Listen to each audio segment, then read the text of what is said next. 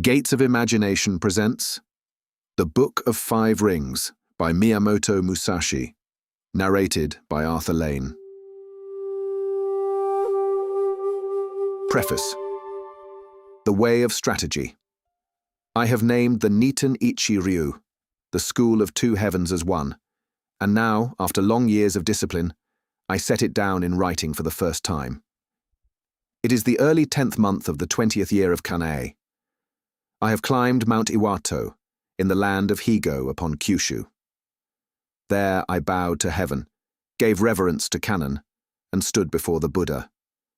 I am a warrior, born of the province of Harima, Shinmen Musashi Fujiwara no Harunobu, and the years upon me now number 60.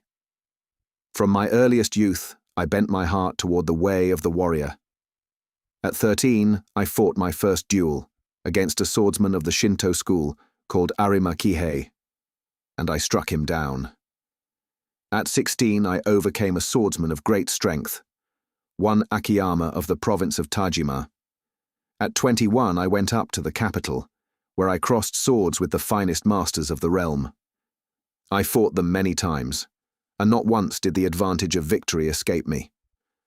Afterward, I wandered from province to province, place to place, meeting swordsmen of every school. More than 60 times I stood to combat, and never once did I lose. All this lay between my 13th year and my 28th or 29th. When I had passed 30 and looked back upon the road behind me, I saw that those victories had not come from any true mastery of strategy. Perhaps I was born with a gift for the way and had never strayed from the natural order of heaven. Or perhaps it was only the failings of the other schools that I overcame.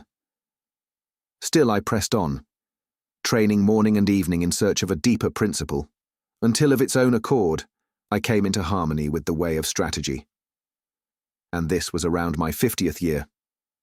Since then I have lived with no further road left to seek. Trusting to the principle of strategy, I have made it the foundation of every art and every craft.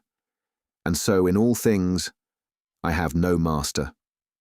Now, in composing this book, I borrow no ancient words from the teachings of the Buddha or of Confucius, nor do I draw upon the old tales of war chronicles or martial law. Holding the way of heaven and the goddess Kannon as my mirror, I set forth the vision of my own school and the truth of my own heart. On the night of the 10th day of the 10th month, in the hour of the tiger, I take up my brush and begin. The Book of Earth. Strategy is the law of the warrior houses. It is the commander above all who must practice this law, and the common soldier too should know its way. Yet in the world today there is not a single warrior who truly understands the way of strategy. Consider the many ways that men set before themselves. There is the way of the Buddha, which is a path of saving others. There is the way of Confucius, which sets right the path of letters.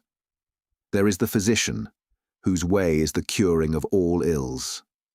There is the poet who teaches the way of verse, and there are the masters of tea, the masters of the bow, and the practitioners of every other art and skill, each training as he pleases, each setting his heart upon his own pursuit. But to the way of strategy, few incline their hearts at all.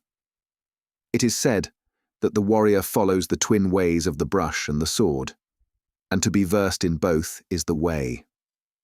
Even should a man have no natural gift for it, a warrior ought to labor at strategy to the measure of his station. When one weighs the common notion of a warrior's heart, it amounts to little more than this: that the warrior is one who cultivates the way of dying. Yet in the matter of meeting death, the warrior holds no monopoly. The monk, the woman, the peasant, and those beneath him, all alike may know duty, feel shame, and steel themselves to die when die they must. In this there is no difference between them. The warrior who practices strategy makes it his foundation to surpass others in all things, whether prevailing in single combat, blade against blade, or in the clash of many men. By this, he would serve his lord and serve himself, win a name and raise his station. All this is accomplished through the virtue of strategy. There are some in the world who suppose that learning the way of strategy avails nothing when the true moment comes. To them I answer, train so that it serves you at every hour, and teach it so that it serves in all things. That is the true way of strategy. On the way of strategy. In China and in our own land alike, those who follow this way have been handed down to us by name as masters of strategy. No warrior may permit himself to leave this law unstudied. Of late, there are men who pass through the world styling themselves masters of strategy, but these are merely men who can handle a sword after a fashion. The shrine attendants of Kashima in Hitachi and of Katori in Shimosa have founded various schools, claiming them as teachings handed down from the gods, and travel the provinces passing them to others. But this is a thing of recent years only. Among what the old traditions name the 10 talents and 7 arts, there is mention of the art of advantage, the methods by which advantage is gained. And strategy may indeed be counted among the arts. Yet once one speaks of the art of advantage, it must not be confined to swordsmanship alone. Hold to the narrow advantage of the sword, and even that sword you will scarcely come to know. And as for the law of warfare on a larger scale, with this you can never hope to contend. Looking upon the world, I see men who fashion the arts into wares for sale, who treat their own persons as goods to be sold, and who shape even their implements into merchandise. This is to set blossom and fruit side by side, and find the fruit poorer than the flower. In the way of strategy above all, men paint on color and force the blossom open. They make a show of technique, boasting of the first training hall or the second, the master teaching this way, and the disciple learning it, each hoping to turn a profit by it. As someone once said, half-learned strategy is the root of grievous wounds, and so it is. The passage of men through this world falls into 4 ways: the warrior, the farmer, the artisan, and the merchant. The first is the way of the farmer. The farmer prepares his many tools and, attentive to the turning of the 4 seasons, sees spring and autumn through without idleness. This is the way of the farmer. The second is the way of the merchant. The brewer of wine acquires the implements proper to his trade and lives by the advantage drawn from the good or poor quality of his goods. Each man passes through the world by his own labor and his own profit. This is the way of the merchant. The third is the way of the warrior. For the warrior, it must surely be his way to fashion weapons of every kind and to understand the particular virtues of each. To take no interest in one's weapons, to remain ignorant of what each is good for. Is this not a rather shallow cultivation in a man of the warrior houses? The fourth is the way of the artisan. In the way of the carpenter, he contrives and fashions tools of every sort, learns to use each one well, sets his designs true by the inked line and the square, and works without idleness to make his way through the world. These are the 4 ways of warrior, farmer, artisan, and merchant. Let me set out strategy by likening it to the way of the carpenter. I choose the carpenter because the comparison turns upon the word house.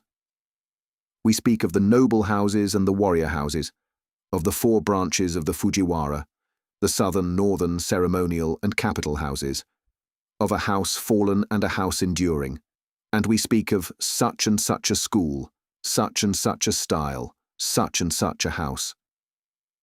Because of this word house, I draw the comparison to the carpenter's way.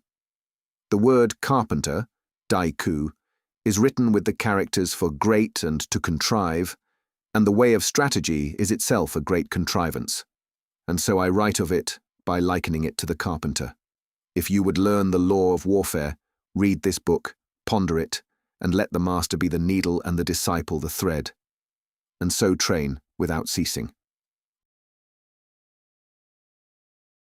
on likening the way of strategy to the carpenter. The general is as the master carpenter, the head of the craft. It is the way of such a head to understand the measures of the realm, to set right the measures of his province, and to know the measures of his house.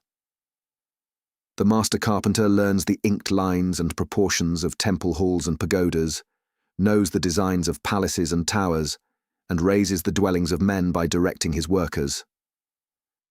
In this, the master carpenter and the head of a warrior house are one and the same. In raising a house, there is the matter of disposing the timber, setting the right wood in the right place. The wood that is straight, free of knots, and pleasing to the eye he makes into the pillars of the front. The wood that bears a few knots, but is straight and strong, he makes into the inner pillars. And even the weaker wood, if it is unknotted and good in form, he uses each in its place for thresholds, lintels, doors, and sliding screens. Wood that is knotted or warped, if it is strong, he examines well and sets where the house has need of strength, and a house built so will long stand firm against ruin. Even among the timber, that which is much knotted, warped and weak may serve for scaffolding, and afterward be made into firewood. In setting his carpenters to work, the master knows the high, the middling, and the low among them. To one he gives the alcove and its surrounds, to another the doors and screens, to another the thresholds, lintels, and ceilings. The unskilled he sets to laying the floor joists, and the lesser still to whittling wedges. Knowing each man and using him accordingly, the work goes swiftly and is well done. To go swiftly and be well done, this rests upon slackening one's attention in nothing, knowing where great courage lies, discerning the high, the middling, and the low in men's spirit and temper, rousing their will and spurring them on, and knowing the limits of what may be forced. Such matters as these dwell in the heart of the master. The advantage of strategy is just so. The way of strategy. The fighting man is as the carpenter. With his own hands, he sharpens his tools and fashions the various working implements he can break in and make his own. He carries them in his carpenter's box, and taking the orders of the master, he shapes the pillars and tie beams with the adze, planes the floorboards and shelves, cuts the fretwork and carving, sets every measure true, and dresses even the chamfering of the corners with a deft hand. This is the carpenter's law, the proper work of his calling. Once a man has taken the carpenter's craft in hand, learned it well, and come to know the inked line and the square, he becomes the master in his turn. It is essential to a carpenter's discipline to keep his tools keen and to sharpen them in his idle hours. With those tools he turns his hand to making cabinets, bookshelves, desks, lampstands, cutting boards, even the lids of pots, with skill.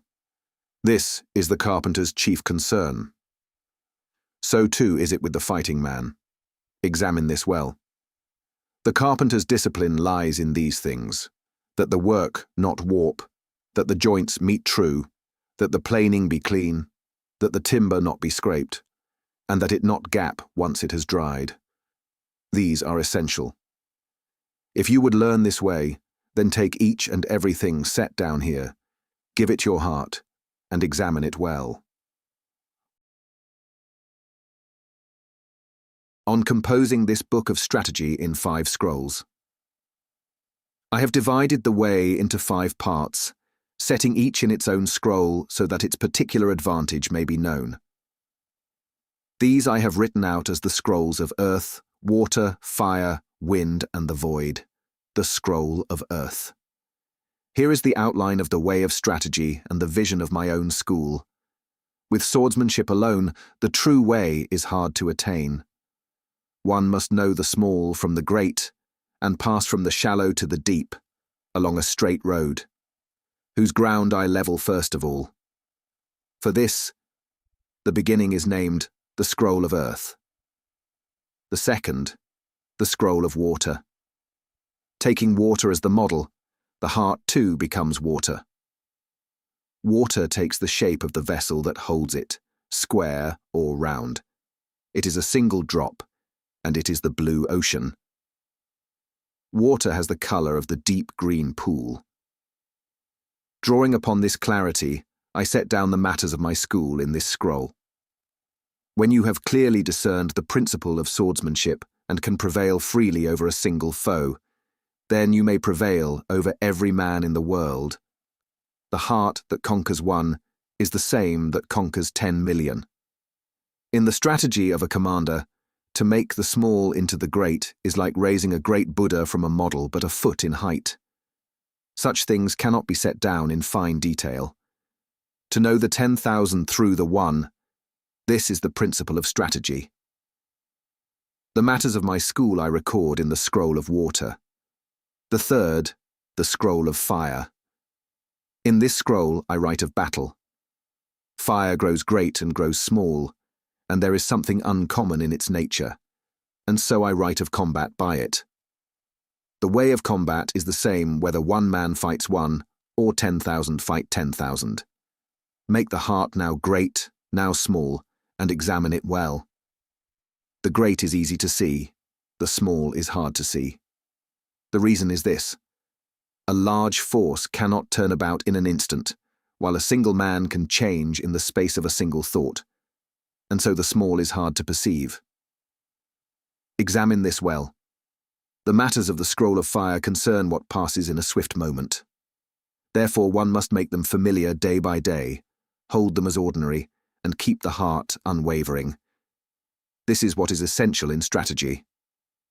And so the matters of combat and contest I set down in the scroll of fire, the fourth, the scroll of wind. What I record in this scroll is not the matter of my own school. Here I set down the strategy of the world and the ways of its various schools. As for the word wind, we speak of the wind of old, the wind of the present, the wind of this house and that. And so by it I mean to set out plainly the strategy of the world and the doings of its schools. Without knowing others well, one can scarcely know one's own measure. In the practice of any way there lurks what is called the false path. Though a man labour at his way day by day, if his heart turns aside from it, then however good he believes his way to be, seen from the straight road, it is not the true way. He who does not master the true way will find that a slight bend of the heart invites the false path mind, and that in time the bend grows great. Examine this. The world supposes the strategy of other schools to be swordsmanship, and nothing more, and reasonably so. But in the advantage and the technique of my own strategy, it is something altogether different. To make known the strategy of the world, I write of the other schools in the scroll of wind. The fifth, the scroll of the void. As to writing this scroll under the name void, once one speaks of the void, what is there left to call the inner depths, and what to call the outer threshold? Having grasped the principle, one lets the principle go. There comes of itself a freedom in the way of strategy, and of itself one attains the marvellous. Meeting the moment, one knows the rhythm, one strikes of itself, one lands of itself. All this is the way of the void. That one enters of itself into the true way, I set down in the scroll of the void. On naming my school, the two swords. I have spoken of two swords because it is the duty of warriors, commander and common soldier alike, to bear the two blades directly at the waist. In the old days they were called the long sword and the sword. Now they are called the sword and the companion blade. There is no need to set down in detail that a warrior bears these two at his waist. In our land, knowing it or not, to wear them at the side is the way of the warrior. It is to make known the advantage of these two that I call my school the one school of two swords. The spear and the glaive, set against these, are reckoned outside things, yet they too belong among the implements of the martial way. In my school's way, it is the true practice for the beginner to take the long sword and the sword one in each hand, and so learn the way. When a man casts away his one life, he should wish to put every implement to use and leave nothing idle. To die with one's weapons sheathed at the waist, unused, can hardly be a man's true intent. And yet, when one holds a thing in each hand, neither the left nor the right comes freely.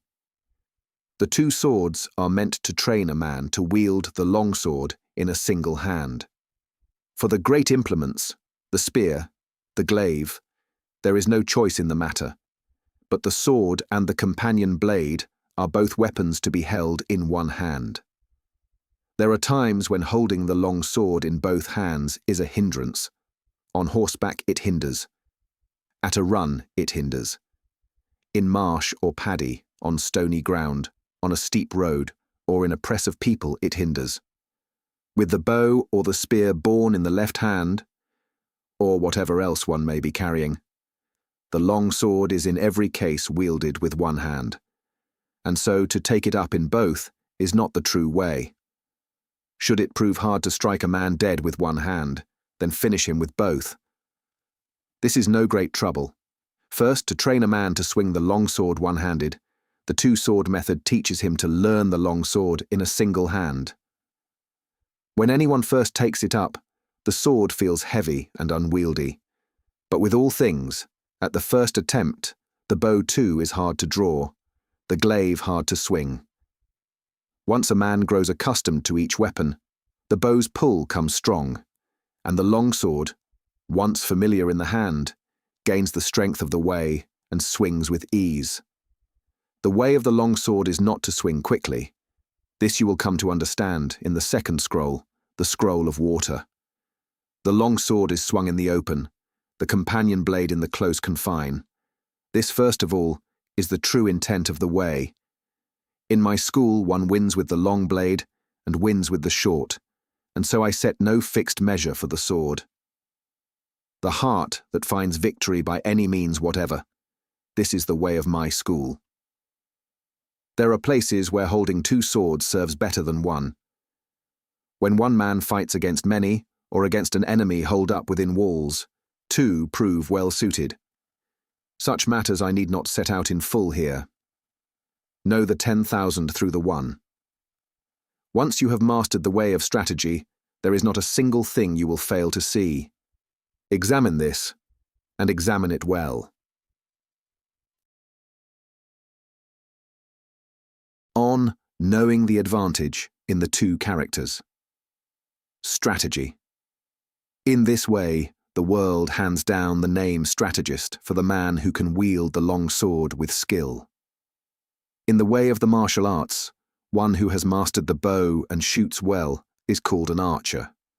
One who has gained command of the firearm, a gunner.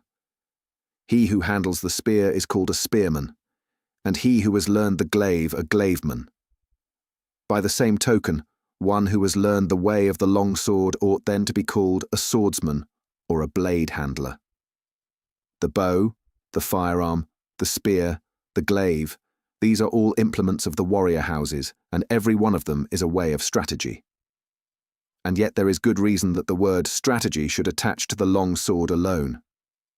It is by the virtue of the long sword that one governs the world and orders oneself. The long sword is the very source from which strategy springs.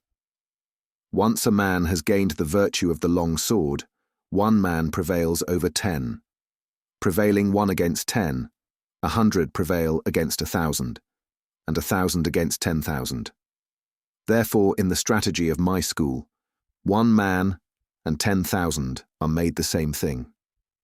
And the whole law of the warrior, leaving nothing out, is what I call strategy. Among the ways there are the Confucian scholar, the Buddhist, the master of tea, the teacher of etiquette, the performer of the no dance, and others.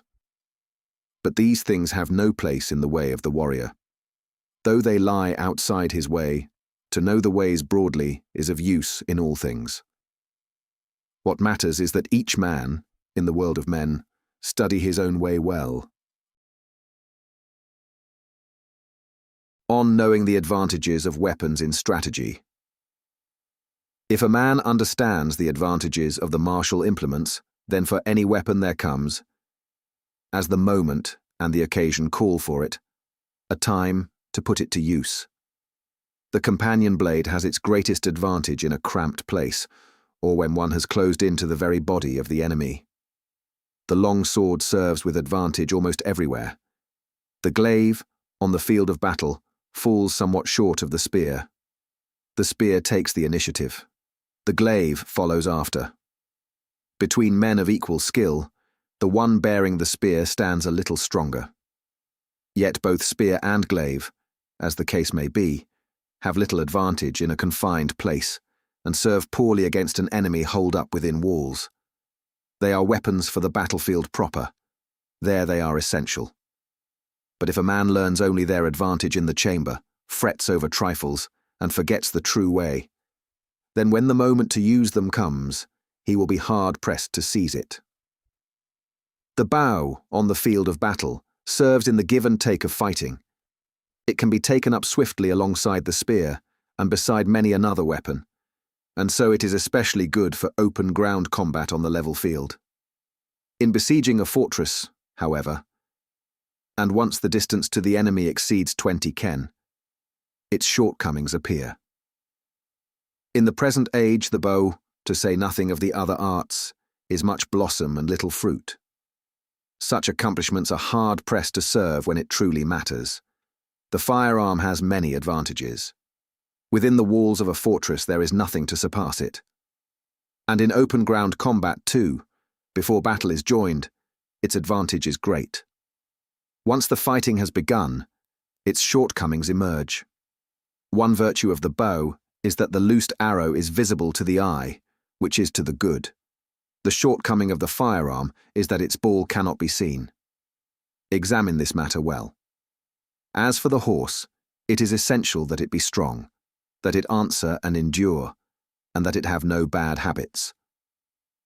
In sum, regarding the martial implements, the horse should be a good general goer.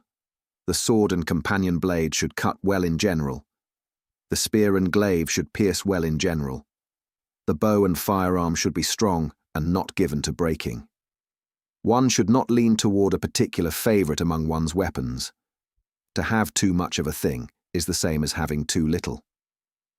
Without aping others, one should make one's weapons fit one's own hand, as suits one's own person. For commander and common soldier alike, it is a poor thing to have likes and dislikes among one's implements. Contrivance, careful thought, is essential. On rhythm in strategy. There is a rhythm in all things, but the rhythm of strategy above all is hard to attain without long discipline. Where rhythm shows itself plainly in the world, in the way of the dance, in the rhythm of the players of flute and string. All these are well-matched, true rhythms, free of any warp. Throughout the whole way of the martial arts, in loosing the bow, in firing the gun, even in riding the horse, there is rhythm and there is measure, and in every art and craft, one must never go against the rhythm. Even in things unseen there is rhythm. In a warrior's life there is, in his service, a rhythm that carries him to advancement, and a rhythm that carries him to ruin, a rhythm where things accord, and a rhythm where they fall out of accord. In the way of the merchant there is a rhythm of growing rich, and a rhythm by which even the rich man is undone. According to each way, the rhythm differs. Discern well the rhythm by which each thing flourishes, and the rhythm by which it declines. In the rhythm of strategy, too, there are many kinds. First, knowing the rhythm that accords, one must understand the rhythm that runs counter. And among the rhythms great and small, slow and swift, one must know the striking rhythm, the rhythm of the interval, and the counter rhythm. To know this counter rhythm is the chief thing in strategy. Without understanding it, one's strategy stands on uncertain ground. In the combat of strategy, you come to victory by knowing the rhythm of each several enemy, by using a rhythm he never looks for, and by raising up the rhythm of the void out of the rhythm of wisdom. In every scroll I have set down chiefly the matter of rhythm. Examine what is written there and train at it well. By practicing the way of my school's strategy, set out above, morning upon morning and evening upon evening, the heart grows broad of its own accord. And so I have set down for the first time to hand on to the world what I call strategy in the large, that of armies, and strategy of the one, that of the single man. These are the 5 scrolls: earth, water, fire, wind, and the void. For one who would learn my strategy, there are rules for walking the way. First, to hold no thought that is crooked. Second, to discipline oneself in the way. Third, to acquaint oneself with the many arts. Fourth, to know the ways of the many crafts. Fifth, to discern the loss and the gain in all things. Sixth, to learn to judge the worth of things with a discerning eye. Seventh, to perceive and know what lies beyond the reach of sight. Eighth, to give heed even to the smallest thing. Ninth, to do nothing that serves no purpose. It is broadly with such principles in mind that one should train in the way of strategy. In this way above all, unless a man can take the straight road and survey it broadly, he will hardly become a master of strategy. Once he has learned this law, he will be on a way where, even single-handed, he need not lose to 20 or 30 foes. First, keeping strategy ever present in his spirit and walking the straight way, he will prevail with his hands. With his keen eye he will surpass others. And when through discipline his whole body has come into freedom, he will prevail over others in body as well. With his heart schooled in this way, he will prevail over others in spirit too. And having come this far, how should there be any way by which he could lose to another? In strategy on the larger scale too, he prevails in holding good men, prevails in the handling of large forces, prevails in the way of ordering himself rightly, in governing the realm, in nourishing the people, and in carrying out the customs and laws of the world. In whatever way it may be, to know the point where one need not fall short of others, and so to preserve oneself and preserve one's name. This is the way of strategy. The Book of Water. The heart of the strategy of the Niiten Ichi-ryu takes water as its model. Because it puts into practice the methods that carry advantage, I name it the Scroll of Water, and set down in this book the sword line of my school. This way, in all its parts, is hard to write out in fine detail just as the heart would have it. Even where the words fail to follow through, the advantage will be understood of itself. Ponder every word and every character set down in this book. Think of it loosely, and you will mistake the way at many a turn. In the matter of strategy's advantage, even where a thing is written as the contest of one man against one, you must take it as the advantage of a battle of 10,000 against 10,000, and survey it on the great scale. This is essential. In this way, above all, to misread the way even a little, or to fall into confusion upon it, is to drop into the false path. By looking upon these writings alone, you will never attain the way of strategy. Take what is set down here into your own body. Do not think you are reading writings. Do not think you are learning. Do not treat it as a thing borrowed. Make it an advantage drawn from your own heart. Become that very thing at all times, and work at it well. On the bearing of the heart in strategy. In the way of strategy, the bearing of the heart must be no different from the everyday heart. In ordinary life and in the moment of strategy alike, let it be unchanged in the slightest, broad and straight, neither drawn taut nor in any degree slackened, never leaning to one side. Keep the heart at the center, and let it sway gently, examining well so that the swaying never ceases, not even for an instant.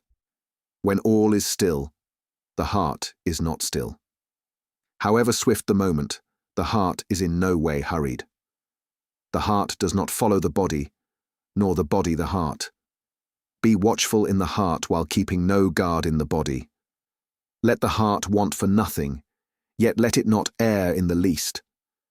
Make the surface heart weak and the heart beneath it strong, and keep the heart hidden so that no man may read it.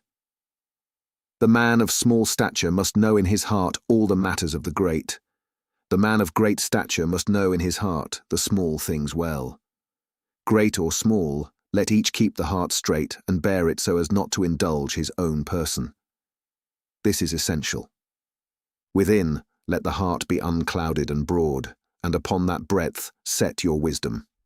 Polish your wisdom and your heart, single-mindedly. This is the chief thing. Whet your wisdom. Discern right from wrong in the affairs of the world. Know good and ill in all things. Pass through every kind of art and craft, each along its own way. Come to a state where no man in the world can deceive you in the least. And only then does it become the wisdom of strategy. The wisdom of strategy is a thing apart, differing especially from the rest. On the field of battle, when all is haste and turmoil, you must still master the principle of strategy and hold to an unmoving heart. Examine this well. On the posture of the body in strategy. As for the carriage of the body, the face neither bowed nor tilted back, neither leaning nor twisted. No strain in the eyes, no furrow on the brow, but a slight drawing together between the brows. The pupils held still, the blinking checked by conscious effort. The eyes narrowed a little, the face composed to a gentle look. The line of the nose straight, and the lower jaw carried a touch forward. The neck, the cords at the back held straight, with strength set into the nape. From the shoulders downward, the whole body kept in even balance. Both shoulders dropped, the spine held true, the buttocks not protruding. Strength set in from the knees to the very toes. The belly thrust out so that the hips do not bend. There is a teaching called clenching the wedge. Rest the belly against the scabbard of the companion blade, and so clench the wedge, that the sash may not come loose. In sum, in the body of strategy, it is essential to make the everyday body the body of strategy, and the body of strategy the everyday body. Examine this well.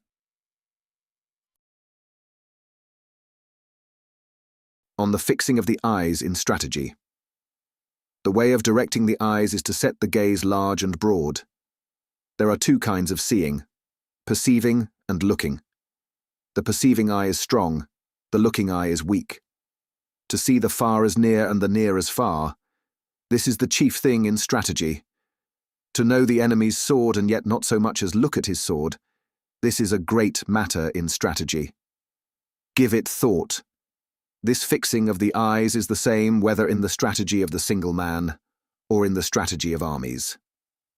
It is essential to keep the pupils unmoving and to take in both flanks. Such a thing cannot be grasped all at once in the heat of the moment. Learn what is set down here. Make this gaze your everyday gaze. And examine well how to keep it unchanged, whatever may befall. On the manner of holding the long sword. The long sword is taken with the thumb and forefinger held as though floating, the middle finger neither tight nor loose, and the ring finger and little finger gripping firmly.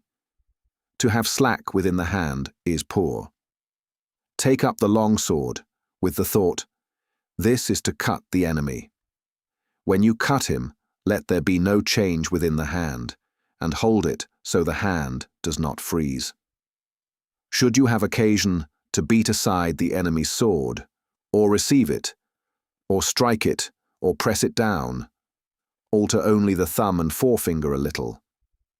But come what may, take up the long sword with the thought, cut. Whether cutting at a test object or cutting in true strategy, the inside of the hand is the same.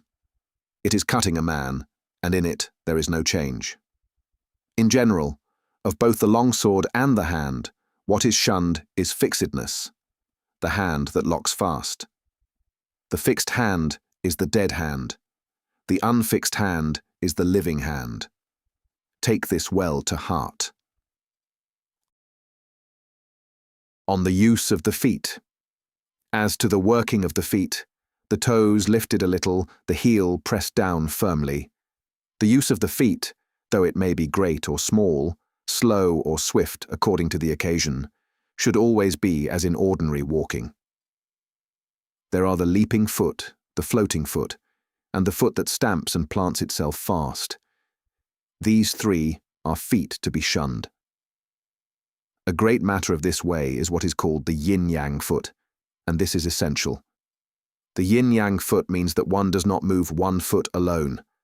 In cutting, in withdrawing, even in receiving the sword, one treads yin and yang, right, left, right, left. On no account whatever should you tread with one foot alone. Examine this well. On the 5 guards. The 5 guards are the upper guard, the middle guard, the lower guard, the guard at the right flank, and the guard at the left flank. These are the 5 directions. Though the guards are divided into 5, all are for the cutting of a man. There are no guards beyond these 5. Whatever the guard, do not think of it as guarding. Think of it as cutting. Whether the guard be wide or narrow, follow the advantage as the occasion demands. The upper, middle, and lower are the guards of substance, the very root of the action. The 2 flanking guards are the guards of function, the workings that arise from that root, the application of it. The right flank and left flank guards are guards for places where the space overhead is confined or where one side is confined. Whether to take the right or the left is judged by the place. A great matter of this way runs thus. Know that the ultimate of the guards is the middle guard. The middle guard is the true intent of all guards. Look upon strategy on the grand scale. The middle guard is the seat of the general. Following after the general come the other 4 guards. Examine this well. On what is called the way of the long sword. As to knowing the way of the long sword, once a man has come to know the lines of the path well, he can swing freely, even when he is swinging the very sword he wears with only the 2 fingers, the ring finger and the little finger. By trying to swing the long sword fast, one departs from the proper line of the path, and the sword grows hard to handle. The long sword is swung quietly, just to the degree that it swings well. Think to swing it fast, as though wielding a fan or a small knife, and the way of the long sword goes astray, and it becomes hard to swing. That is what is called small knife chopping, and with a sword wielded so, you cannot cut a man. When you have brought the long sword down, raise it again along the path by which it rises easily. When you have swung it sideways, return it sideways along the path by which it returns easily. Back to the good line, extending the elbow to the fullest and swinging strongly. This is the way of the long sword. If you come to use and master the 5 outer forms of my strategy, the way of the long sword settles, and it swings well. Train at this thoroughly. The sequence of the 5 outer forms, the first. The first guard is the middle guard. Set the point of your sword toward the enemy's face. When you come together with him and he strikes, slip your sword to the right and ride upon the advantage you have gained. When he strikes again, cut with a reversal of the point and leave the sword you have brought down just as it is. When he strikes once more, beat his hands aside from below. This is the first form. In general, merely setting down these 5 forms in writing will not bring understanding. Each of the 5 forms is a thing to be trained with sword in hand, walking the way of the long sword. By these 5 sword lines, you come to know the way of your own sword, and to know in every case the sword the enemy strikes with. This is why I teach that for the 2 swords, there are no guards beyond these 5. Train at it.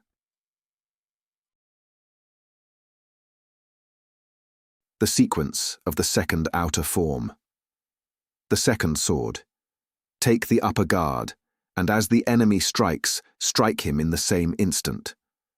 The sword with which you have struck past him, leave just as it is. And when he strikes again, scoop upward from below and strike. To strike yet once more is the same. Within this form, there are many states of heart and many rhythms, but by training my school through this form, you will come to know the way of the 5 swords in fine detail, and to prevail in any case whatever. Practice it. The sequence of the third outer form. The third guard. Hold the lower guard, as though carrying the sword drawn down low, and when the enemy strikes, beat his hands aside from below. As you beat them aside, the enemy in turn tries to strike down this beating sword of yours, and on the rhythm by which you slip past it after he has struck, the feeling is to cut his upper arm sideways. With the lower guard, you strike down the enemy's blow in a single stroke. The lower guard serves well in carrying the long sword, whether the moment be swift or slow. Take the sword in hand and train at it. The sequence of the fourth outer form. The fourth guard. Take the guard sideways at the left flank and beat aside from below the hands of the enemy as he strikes. As you beat them up from below, the enemy tries to strike your sword down. With the feeling of beating his hands aside, take up the line of the sword just so, and cut crosswise up past your own shoulder. This is the way of the long sword. And again, when the enemy strikes, it is a way of taking up the line of the sword and prevailing. Examine this well. The sequence of the fifth outer form. The fifth sequence. The guard of the sword. Take the guard sideways at your right flank, reading the disposition of the enemy as he strikes, shift the line from below and across your own sword, raise it up into the upper guard, and cut straight down from above. This, too, is for coming to know the way of the long sword well.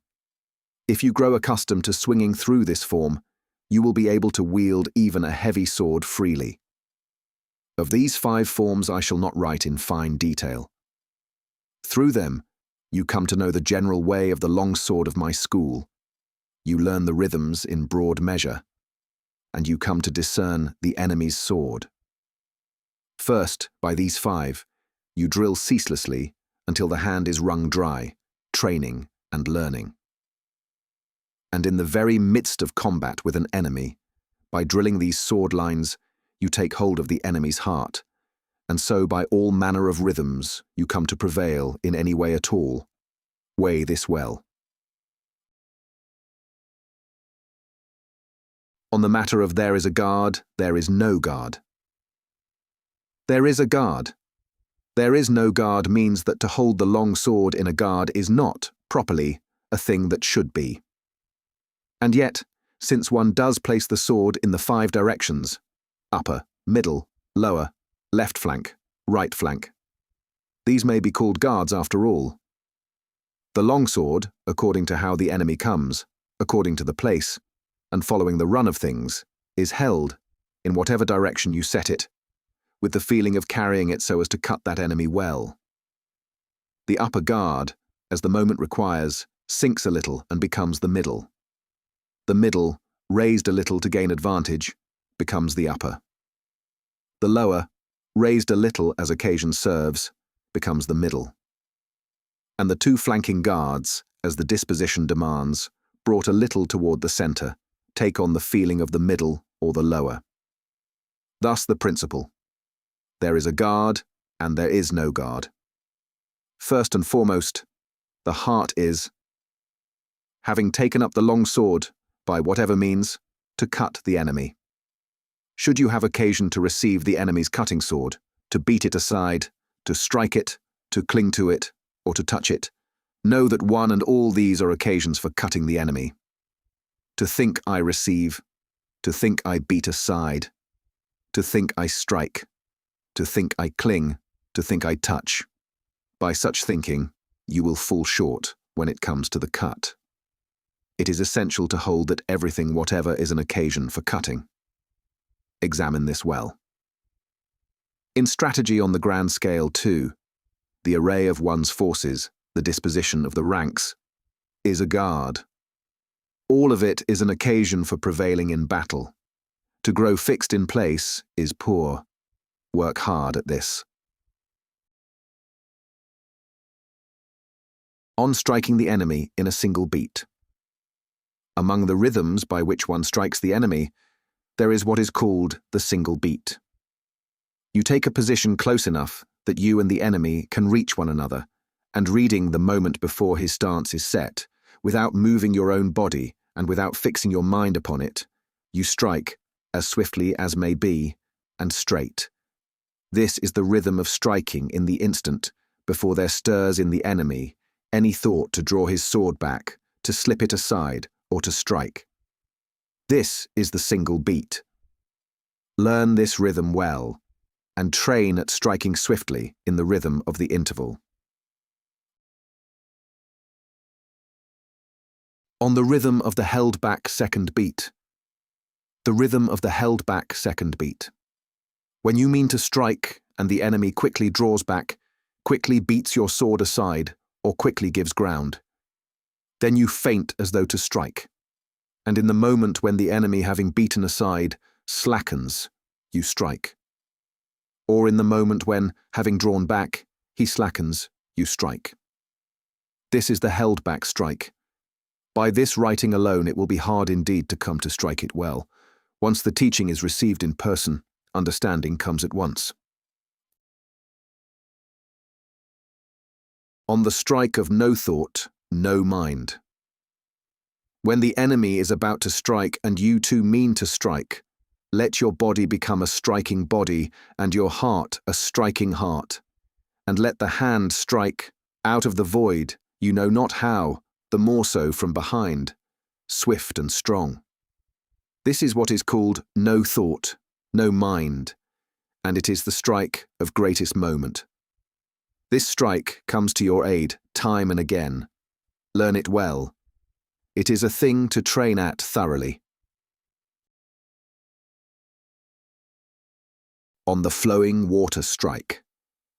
The flowing water strike. When you have come to very close quarters with the enemy, and are contesting blade against blade, and the enemy means to draw back quickly, to slip aside quickly, or to beat your sword aside and break off quickly, then let your own body and heart grow large, and strike with the long sword from behind your own body, as slowly and as ponderously as may be, with something held back as in stilled water, large and strong.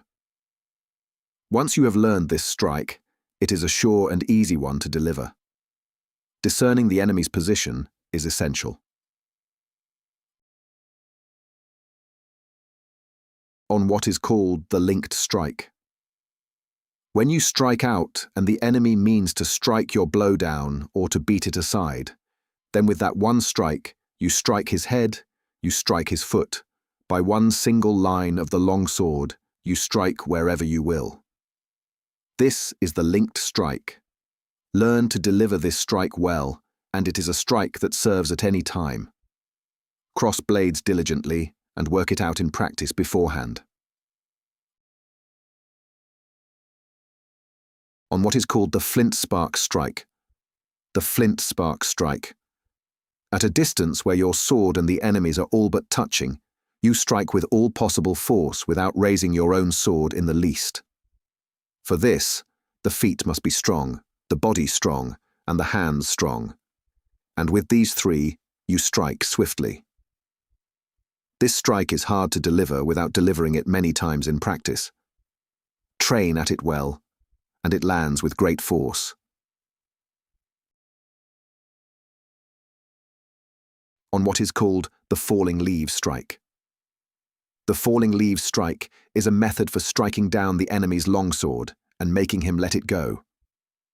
When the enemy is in guard before you, his mind set on striking, on beating your sword aside, or on receiving it, then your striking heart, Whether the strike of no thought, no mind, or the flint spark strike, strikes his sword hard, and if you strike on through with a clinging feeling, the point dropping, his sword will surely fall. Train at this strike, and to strike the sword down is easy. Practice it well. On the body in place of the long sword. It might also be called the long sword in place of the body. In general, when one strikes the enemy, the long sword and the body do not strike in the same instant.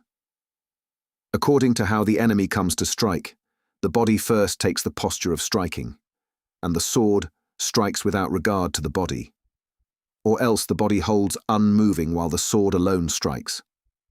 But for the most part, the body strikes first and the sword strikes after. Examine this well and learn to strike accordingly. On striking and hitting.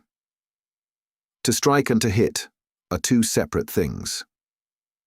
The method called striking, in whatever strike it may be, is to strike deliberately and with certainty. To hit has the feeling of merely running into, and however hard it lands, even hard enough to bring instant death to the enemy, it is still only a hit. To strike is, as one would say, to strike with full intent. Examine this. When you hit the enemy's hand, say, or his foot, it is a hitting first, done so that you may strike strongly thereafter. A hit has the feeling of no more than a touch. Once you have learned it well, you will see that the two are altogether different. Work this out. On the short-armed monkey's body. The autumn monkey's body, the body of the short-armed ape, means putting out no hands. When you enter in close upon the enemy, hold not the least intention of putting out a hand. It is a method of entering with the body first, before the enemy strikes. If you think to put out a hand, the body inevitably draws back. So the feeling is to shift the whole body in swiftly. When there is a span just close enough that hand could meet hand, the body too is easy to enter. Examine this well. On the lacquer and glue body. Lacquer and glue means cleaving fast in the entering body, like lacquer or glue, so as not to come apart. When you enter in upon the enemy's body, put your head to him, put your body to him, put your foot to him, cleave to him strongly. Everyone sends the face and the feet in quickly, but holds the body back. Set your own body close against the enemy's, so close that there is not the least gap of body between you. Examine this well. On measuring heights. Measuring heights means that in every case, when you enter in upon the enemy, you keep your body from shrinking down, stretching out the legs, stretching out the hips, stretching out the neck, and entering strongly. You bring your face level with the enemy's face, and comparing your height against his, enter strongly, drawn up as tall as if you would win that comparison of stature. This is the essential point. Work it out well. On applying the sticky hold. When the enemy strikes, and you strike with your sword as well, and he receives your blow, you enter with the intent of sticking your sword to his and clinging there. To cling has the feeling of a sword that does not easily part, entering with a feeling that is not too forceful. When you set your sword to the enemy's and enter with a sticky hold upon it, you may enter as quietly as you please, and no harm comes of it. Distinguish well between clinging and tangling. Clinging is strong, tangling is weak. Mark this difference. On the body strike. The body strike, the body blow, is a method of entering in to the enemy's side and striking him with the body. Turning your face a little aside and thrusting out your left shoulder, you strike against the enemy's chest. Bracing your own body as firmly as you can, you enter at the moment of meeting, with a springing, surging spirit. Once you have learned to enter so and made it your own, you grow strong enough to fling the enemy back 2 or 3 ken. Strong enough that he is struck near to death.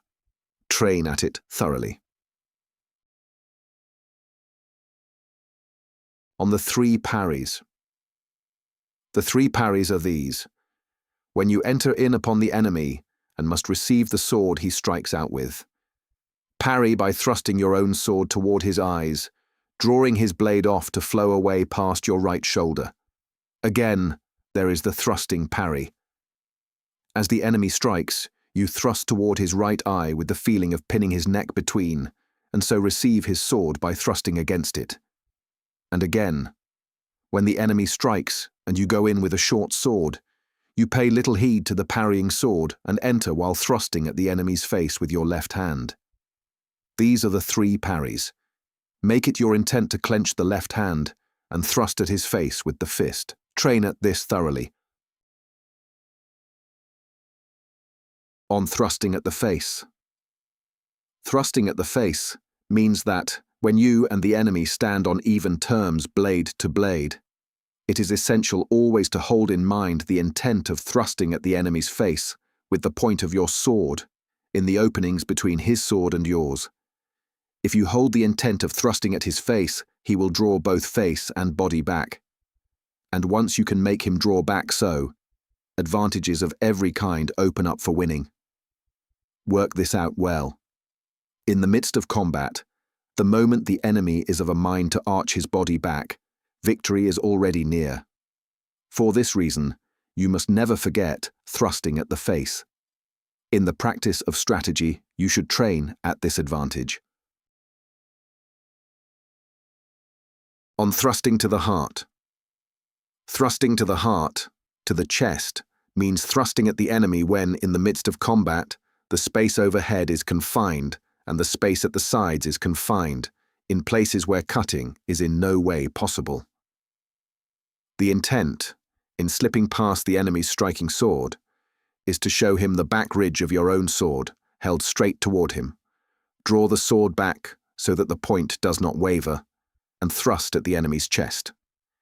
This is a method used above all when you yourself have grown weary or when the sword no longer cuts. Weigh it well. On katsutotsu. Katsutotsu means this, in any case. When you have struck out and are driving the enemy back, and he makes as if to strike again, you thrust upward at him from below, and on the return, you cut. Both come in a swift rhythm. You strike katsutotsu. On katsu you thrust upward, and on totsu you strike. This rhythm is one that serves above all at any time, in the give and take of crossed blades. The way of it, with the feeling of raising the point, you think I will thrust the enemy, and in the very moment of raising, you strike. Practice it well for the rhythm and examine it. On the beating parry. The beating parry means this. When you and the enemy are trading blows, and it has come to a rhythm of clack, clack, you beat his striking sword against yours and strike. The feeling of beating together is neither a very hard beat nor a receiving. You beat aside the enemy's striking sword in answer to it, and strike him faster than you beat. The essential point is to take the initiative by beating, and to take the initiative by striking. If the rhythm of the beat is well matched, then however hard the enemy strikes, so long as you keep even a little of the intent to beat, the point of your sword will not be driven down. Learn this well and examine it. On bearing against many foes. The bearing against many foes is for when, single-handed, you fight against a host. Draw both your sword and your companion blade, and take the guard with the swords flung out wide and level to left and right. Though the enemy come on from all 4 sides, it is a method of driving them round toward a single quarter.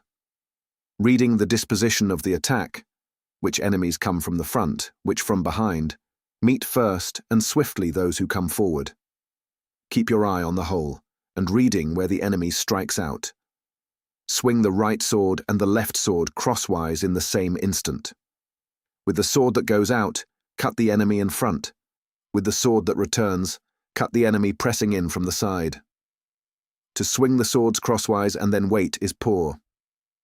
Take the guard quickly to either side, cut hard into the enemy where he comes out, break him and drive him before you, and at once go on against the quarter where the next enemy has come out, swinging them apart. The feeling is, by whatever means, to drive the enemy together as though stringing fish on a line. And the moment you see them bunched, cut in hard with a sweeping stroke, giving them no space between. To merely chase them round, once you have closed the distance, makes for slow going. And to think, here they come. Here they come. By each quarter in turn, breeds a waiting heart, and the work goes slowly. You win by knowing the point where the enemy, taking up your rhythm, breaks. Gather many practice partners together from time to time. Grow accustomed to driving them before you and master the feel of it. And then one foe or 10 or 20 will be an easy matter. Practice it well and examine it. On the advantage in crossing blades. This concerns the advantage in crossing blades, the understanding of how victory is won with the long sword in strategy. I shall not set it down in fine detail. Practice it well and come to know the place where victory lies. It is, in broad, the long sword that embodies the true way of strategy. On the single strike. This is to gain the certain victory through the heart of a single strike. Without learning strategy well, it is hard to grasp. Train at this thoroughly, and strategy will come to obey your heart, and it will be a way of prevailing, just as you will. Practice it well. On the bearing of direct transmission. The heart of direct transmission is the true way of the Nitten Ichi-ryu, received and handed on. It is essential to train thoroughly and to give yourself wholly to this strategy. Afterword. What I have set down above records, in broad measure, the swordsmanship of my school within this scroll. To learn how to take up the long sword and prevail over others in strategy. First, by the 5 outer forms, come to know the 5 guards, learn the way of the long sword, bring the whole body into freedom. Let good workings issue from the heart. Come to know the rhythm of the way. Let the sword grow keen in the hand of its own accord, the body and the feet loosening to the heart's command. As the time ripens, prevail over 1, prevail over 2, and come to know good and ill in strategy. Practicing the contents of this one book, point by point, fighting the enemy, step by step you gain the principle of the way. Keep it ever in mind, with no haste in the heart. Take the sword in hand from time to time and learn the virtue of each stroke. Cross blades with men of every kind and come to know their hearts. The road of 1,000 leagues is walked one step at a time. Compose the heart unhurriedly. Hold it that to carry out this law is the warrior's duty. Think, today I shall prevail over myself of yesterday. Tomorrow I shall win against the lesser man. Hereafter I shall win against the better. Follow this book and keep your heart from straying even a little onto a side path. However many enemies you may strike down, if it runs against the teaching, it cannot be said to be the true way. Once this principle rises clear in your heart, you will hold the understanding by which, single-handed, you may prevail over scores of men. And once you can do that, by the discerning power of swordsmanship, you may master the way of strategy in the large and in the one alike. 1,000 days of practice are called the forging. 10,000 days of practice are called the tempering. Examine this well. The Book of Fire. The strategy of the Nitten Ichi-ryu likens combat to fire, and I set down the matters of battle and contest in this scroll as the scroll of fire. To begin with, the men of the world, one and all, reckon the advantage of strategy too small a thing. Some know the advantage of a wrist's breadth, 5 or 3 inches, at the fingertips. Some take up a fan and reckon to win by the nearer or farther reach from the elbow, the play of the fingertips. Or some learn with the practice sword. The advantage of a trifling quickness, training the hands to nimbleness, training the feet to nimbleness, making a slight edge in speed their chief concern. In my strategy, through many a contest, one stakes one's life and crosses blades. One discerns the 2 principles of life and death. One learns the way of the blade. One comes to know the strong and the weak in the enemy's striking sword. One understands the way of the edge and the back ridge, the line of the sword, and gains the discipline of cutting an enemy down. Small things and feeble things never enter one's mind. Above all, when the body is armoured in the full set of 6 pieces of war gear, how should one's thoughts turn to small advantages? Further, it is the strategy of my way to fight in a life and death exchange, 1 man against 5 or 10, and to know with certainty the way of prevailing over them.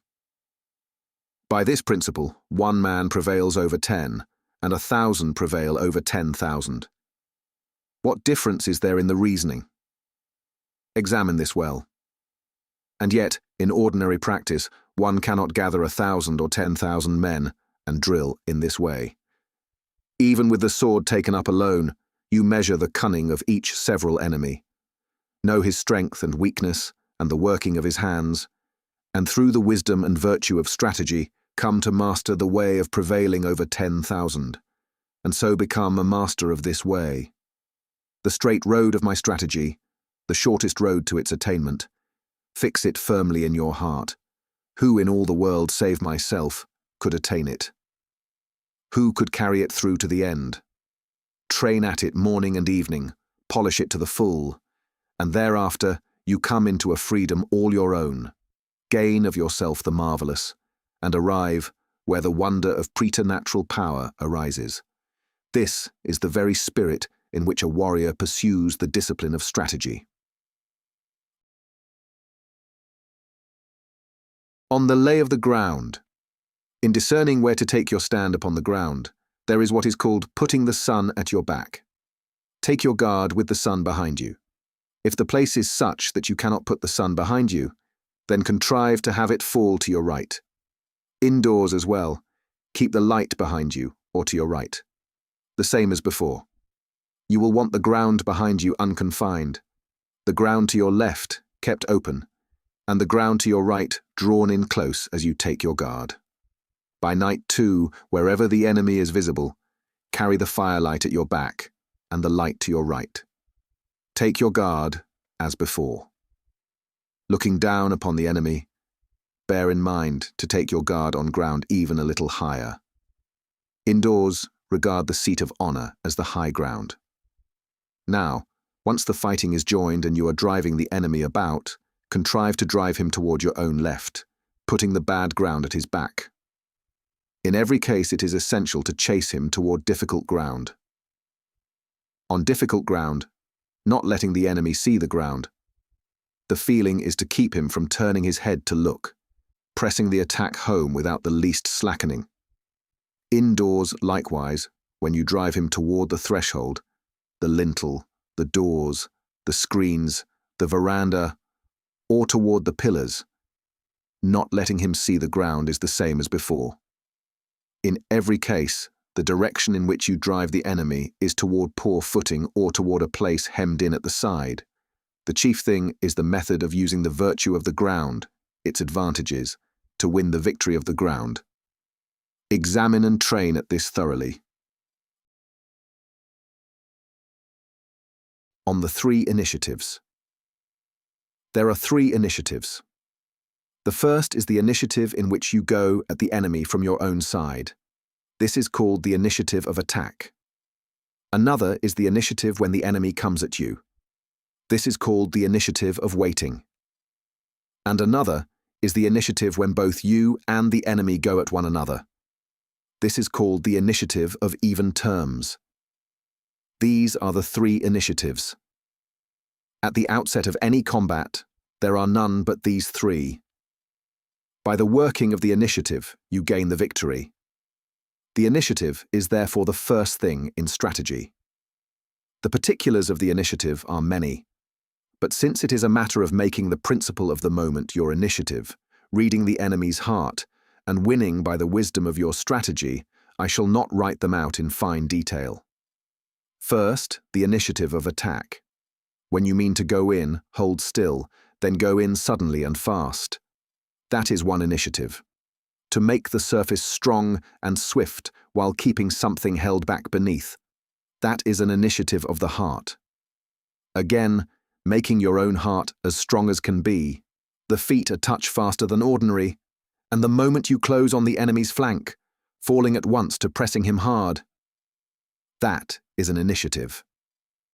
Again, letting the heart go free, and from first to middle to last alike, meaning to crush the enemy, winning with a heart strong all the way to the bottom. All of these are the initiative of attack. Second, the initiative of waiting. When the enemy comes at you, pay him no mind and show yourself weak. Then, as he draws near, break sharply away and make as if to spring upon him. And seeing his slackening, win all at once with strength. This is one initiative. Again, when the enemy comes on and you come out the stronger to meet him, catch the moment as the rhythm of his attack shifts and take the victory then and there. This is the principle of the initiative of waiting. Third, the initiative of even terms. When the enemy comes on fast, you go in quietly and strong. As he nears, set yourself in a posture of sharp resolve, and the moment his guard is seen to ease, go in hard all at once and win. And when the enemy comes on quietly, let your body float up a little, go in somewhat faster, and as he nears, grapple a moment. Then, following his manner, go in strong and win. This is the initiative of even terms. These matters are hard to set out in fine detail. Work them out fully from this writing. These three initiatives are taken according to the moment and according to the principle. You do not always go in from your side, but other things being equal, you would wish to go in from your side and keep the enemy at your mercy. In every case, the initiative is the heart by which, through the wisdom of strategy, you are sure to gain the victory. Train at it thoroughly. On pressing down the pillow. Pressing down the pillow means not letting the head rise. In the way of strategic contest above all, to be kept at another's mercy and so left always a step behind is poor. By whatever means, one would wish to keep the enemy at one's own mercy. And so the enemy thinks likewise, and you have the same intent. But since it cannot be done by merely receiving and dodging what the other does, in strategy you stop the enemy where he would strike, you press down where he would thrust, you tear him loose where he would grapple. Pressing down the pillow means this: having gained the true way of my strategy, when you close with the enemy, you sense the first sign of any thought stirring in him before he acts upon it. You press down the head of his striking, the S of strike, and so do not let him reach the rest of the word. This is the heart of pressing down the pillow. So with the enemy's attacking, you press down its head. With his springing, you press the head of it. With his cutting, you press the head of it, all of one heart. When the enemy means to work some technique upon you, leave him the things that will avail nothing, but press down the things that would tell, and keep him from doing them. This is the chief thing in strategy. Yet to set the heart on pressing down what the enemy does is itself to come a step behind. First in all things, while you carry out your own techniques in keeping with the way of strategy, you press down the very head of the enemy's intent to work a technique, render all he does of no avail, and break him. This comes of being a master of strategy, of long discipline. Examine the pressing down of the pillow thoroughly. On crossing the crossing. Crossing the crossing means this. In crossing the sea, there are places called straits, narrow channels where the current runs swift, and there are places where one must cross 40 or 50 leagues of open sea. Such a place is called a crossing. In passing through the world of men too, there will be many such crossings to cross in the course of a single lifetime. On a sea voyage, you know where the crossing lies, you know the capacity of your vessel, you know the favourable days. And though you launch no companion ships, you read the conditions of the moment, leaning now on a crosswind, taking now a following wind. And even should the wind shift, you set out resolved that, by rowing the oar and gripping the helm, you will make port, though it cost you 2 or 3 leagues. And so you handle the ship and cross the crossing. Take that spirit, and in passing through the world of men too, hold the heart of crossing the crossing when you stake yourself on some great matter. In strategy, even in the midst of combat, it is essential to cross the crossing. Reading the enemy's measure of strength and knowing your own mastery, to cross the crossing by the principle of strategy is just as a skilled boatman crosses the sea route. And once the crossing is crossed, you may be at ease again. To cross the crossing is to give the enemy a weak point, to set yourself in the stronger position, and so, for the most part, the victory is near at hand. In strategy, great and small alike, the heart of crossing the crossing is essential. Examine it thoroughly. On knowing the state of things. Reading the state of things means this. In strategy on the grand scale, you know the rise and decline of the enemy. You know the heart of the opposing force. You grasp the disposition of the ground. You read the enemy's condition well. And taking in where you may, by the principle of strategy, set your own force to win with certainty. You look through to the disposition that lies ahead, and so fight. And in the strategy of the single man too, you discern the enemy's school, you read the character of your opponent, you find out the strong and weak places in him. You work upon him in ways contrary to what he expects. You know the rise and fall of his condition, and knowing well the rhythm of the interval, you take the initiative. This is essential. The state of any matter is sure to be visible to you if your own discerning power is strong. Once you have become a man free in strategy, you will be able to read the enemy's heart well, and the ways to victory will grow many. Work this out. On treading down the sword. The method called treading down the sword is one used above all in strategy. First, in strategy on the grand scale. Even with bow and firearm, when the enemy looses at you and works whatever he will, he then comes on after he has loosed bow or fired gun. If, for our part, we again take up the bow, again pack powder into the firearm, it is hard to break in when we go to attack. The feeling is to go in fast, while the enemy is still loosing bow or firearm. Go in fast, and the arrow is hard to knock, the gun hard to fire. The method is, whatever the enemy sets in motion, to take up at once the advantage arising there, treading down what he does, and so to win. And in the strategy of the single man too, strike after the enemy's striking sword has come out, and it turns to clack, clack, and the work goes slowly. The feeling is to tread down the enemy's striking sword with the foot, striking him just as he strikes out, so that he cannot strike a second time. Treading down is not confined to the foot. Tread him down with the body, tread him down with the heart, and of course tread down with the sword as well. And so contrive that the enemy cannot strike a second time. This is the heart of the initiative in all things. To act in the same instant as the enemy does not mean to collide with him. It has the feeling of following close upon him. Examine this thoroughly. On knowing the collapse. Collapse is a thing that befalls in all matters. A house collapses, a man collapses, an enemy collapses too. Each meets its moment, and the rhythm thrown off collapses. In strategy on the grand scale, It is essential to mount the rhythm of the enemy's collapse and, letting no part of that interval escape, to press the attack home. Let the breath of the collapse slip away, and the enemy may find his footing again. And in the strategy of the single man, in the midst of combat, the enemy's rhythm goes awry, and a point of collapse opens up. Slacken there, and the enemy recovers, his force renewed, and the work goes slowly. It is essential to fall upon that point of collapse, pursuing surely so that the enemy cannot set his face right again.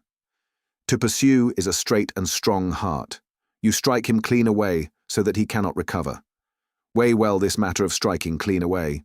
If you do not break free of him, things may drag on afterward. Work this out. On becoming the enemy. Becoming the enemy means that one should think as though one had put oneself in the enemy's place. Looking upon the world, men are apt to think an enemy strong, even one who, having committed some theft, has shut himself up within a house. But put yourself in his place.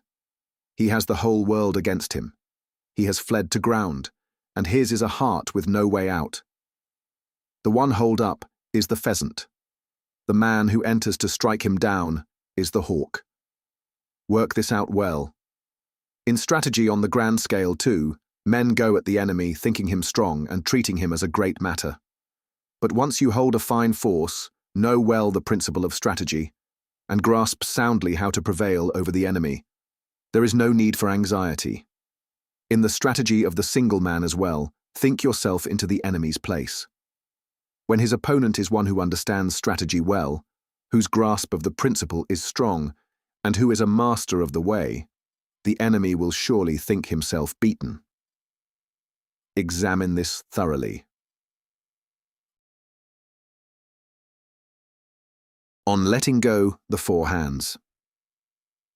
Letting go the four hands means this: when you and the enemy share one mind and stand locked together, grappled with the feeling of four hands clasped, the combat goes nowhere. The moment you feel it has come to such a deadlock, you cast that state off then and there and find your victory through some other advantage. In strategy on the grand scale too, when things take on the flavor of four hands locked, the work goes slowly and you lose men.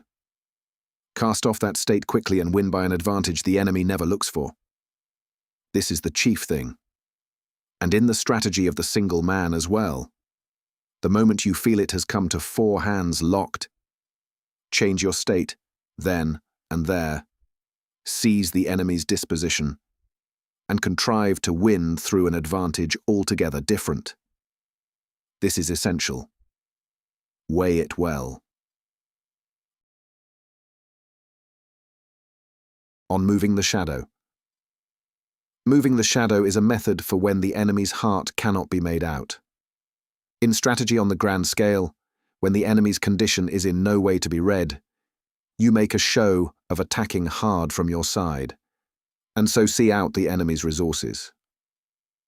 Once you have seen his resources, it is an easy thing to win by some advantage altogether different from them.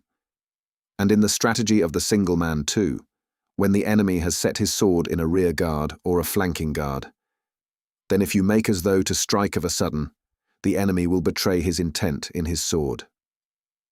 Once it is betrayed and made known, you turn that advantage to account then and there, and may know your victory for certain. Slacken, and you lose the rhythm. Examine this thoroughly. On pressing down the shadow. Pressing down the shadow is a method for when you can see the enemy's intent to set upon you from his side. In strategy on the grand scale, where the enemy is about to work some technique, you press it down. And if you make the enemy plainly see that you press down that advantage from your side, then, overborne by your strength, his heart will change. For your own part, you too change your heart. And from a heart in the void, you take the initiative and win. And in the strategy of the single man too, you use the rhythm of advantage to make the enemy break off the strong impulse he is raising. And on the rhythm by which it breaks off, you turn to account the advantage that wins and take the initiative. Work this out thoroughly. On infecting. Infecting, passing one state across to another, is a thing that befalls in all matters. Sleep is catching, a yawn is catching, even the hour catches. In strategy on the grand scale, when the enemy is seen to be restless, his heart bent on hurrying the matter, you pay it no mind whatever and make yourself seem altogether at ease. And the enemy, taking it as though it were his own, falls into that mood and slackens. The moment you feel the state has passed to him, you make your own heart the void, and attacking fast and strong from your side, gain the victory. And in the strategy of the single man too, you make your own body and heart at ease, catch the interval of the enemy's slackening, and take the initiative strongly and fast. This is the chief thing. There is also a thing resembling this, called intoxicating. It is of three kinds: the heart of listlessness, the heart of giddiness, the heart of growing weak. Work this out thoroughly. On provoking agitation. Provoking agitation is a thing that befalls in all matters. It is of three kinds. First, the heart driven into a corner. Second, the heart faced with the impossible. Third, the heart taken by surprise. Examine this well. In strategy on the grand scale, provoking agitation is essential. You set upon the enemy where he least looks for it, pressing him hard enough to stifle his breath, and before his heart is settled, you take the initiative through your own advantage and win. This is essential. And in the strategy of the single man too, you show yourself at ease at first, then set upon him hard of a sudden, and as the enemy's heart is thrown into turmoil, giving him no space to draw breath, you turn the advantage to account then and there and contrive your victory. This is essential. Examine it thoroughly. On startling. Taking fright is a thing that befalls in all matters. It is the heart startled by what it never looked for.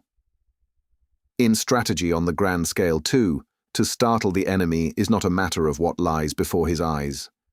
You may startle him with a sound, startle him by making the small seem great, or startle him of a sudden from the flank. This is the place of taking fright. Mounting the rhythm of that fright, you win by the advantage in it. And in the strategy of the single man too, you startle with the body, startle with the sword, startle with the voice. Setting upon the enemy with what he holds no thought of, you turn to account the advantage in his fright and take the victory then and there. This is essential. Examine it thoroughly. On entangling. Entangling means this: when you and the enemy have closed in and stand straining hard against one another, and you see that the work goes nowhere, you merge with the enemy then and there, becoming entangled as one. And in the very midst of that entanglement, it is essential to win by advantage.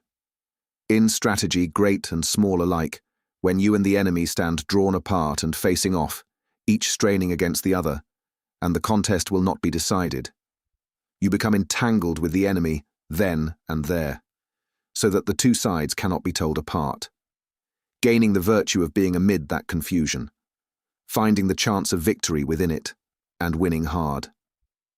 This is the chief thing. Examine it thoroughly. On touching the corner. Touching the corner means this: in any matter, when you push against something strong, it is hard to push it straight in head-on. In strategy on the grand scale too, look upon the enemy's force, and strike against the corner where its front bulges strong, and so gain the advantage there. As the corner is worn down, the feeling is that the whole gives way with it. And even amid that wearing down, it is essential to keep watch upon the several corners and turn to account the advantage that wins. And in the strategy of the single man too, you set a hurt upon the corner of the enemy's body, and once that body grows even a little weaker and falls into a collapsing posture, victory is an easy thing. Examine this thoroughly, and discern the place where the victory lies. This is the chief thing. On throwing into confusion. Throwing into confusion, making the enemy waver and lose his footing, means contriving so that the enemy cannot hold an unshaken heart. In strategy on the grand scale too, you take the measure of the enemy's heart on the field, and by the wisdom of your strategy you play upon his heart this way and that, making him think which is it. Is it that one? Making him think too slow, too fast. And mounting the rhythm of the moment his heart falls into confusion, you discern the place of certain victory. And in the strategy of the single man, when your chance comes, you work upon him with techniques of every kind, showing now as though I will strike, now as though I will thrust, now making him think I am coming in. And seizing the sign of the enemy's wavering, you win freely. This is the chief thing in combat. Examine it thoroughly. On the three shouts. Three shouts are the shouts of the beginning, the middle, and the end. The dividing of the shout into three. It is the chief thing to raise the shout according to the time and the place. The shout is force itself. We shout against a fire, shout against wind and waves. The shout shows one's strength. In strategy on the grand scale too, the shout raised at the outset of battle is raised with all the force one can to overawe. The shout in the thick of the fighting is pitched low and comes out from the depths as one goes in, and after the victory, it is raised loud and strong behind one. These are the three shouts. And in the strategy of the single man too, to move the enemy you feint as though to strike and raise the shout, "Ay!"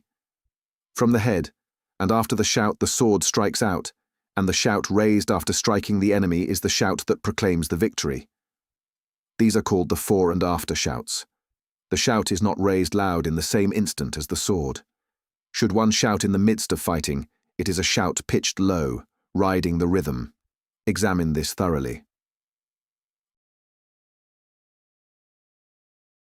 On threading through. Threading through means this. In combat on the grand scale, when the two forces are drawn up against one another and the enemy is strong, you thread through. You set upon one quarter of the enemy, and the moment you see it break, you leave it and set upon another strong quarter. Broadly, it is a method of attacking in a zigzag, switchback fashion. In the strategy of the single man, when you have drawn a host of enemies upon you, this method too is the chief thing. You do not go at all quarters at once. When one quarter flees, you go at the next strong quarter, and mounting the enemy's rhythm, on a good rhythm, you go left, right, in a switchback manner, reading the enemy's colour as you go. Grasping the disposition of the enemy and driving on through the midst of them, you do it with no thought of drawing back in the least. This is the advantage that wins strongly. And in entering in upon the enemy's body in single combat, setting your own body into his, this same heart is needed against the enemy's strength. Threading through means going threading on without knowing so much as a single step backward. Weigh this well. On crushing. Crushing means this. You reckon the enemy weak, and making yourself the stronger, set your whole intent upon crushing him. This is the chief thing. In strategy on the grand scale too, you see through the disposition of the enemy's force. And where the enemy, though a host, is wavering and beginning to weaken in spirit, you crush. You bear down upon him from the head with your full weight and press him to the ground. If the crushing is weak, the enemy may rally. Weigh well the feeling of crushing as though gripping him fast within your hand. And in the strategy of the single man too, when your opponent is the lesser in skill, or when his rhythm has gone awry and he is beginning to give ground, it is essential to give him no space whatever to draw breath, to keep from meeting his eyes, and to set yourself to crush him all at once. The first thing is to let him recover, not in the slightest. Examine this thoroughly. On the mountain and sea change. The heart of mountain and sea, the mountain and sea change, means that in combat with the enemy, to do the same thing again and again is poor. Twice over there is no help for it, but a thing should not be done a third time. When you work a technique upon the enemy, if it does not take the first time, you will gain its advantage no better by pressing the same one again. Set upon him of a sudden with something altogether different, and if that too goes nowhere, set upon him again with something else altogether. And so, if the enemy thinks mountain, set upon him with sea. If he thinks sea, set upon him with mountain. This is the way of strategy. Examine it thoroughly. On pulling out the bottom.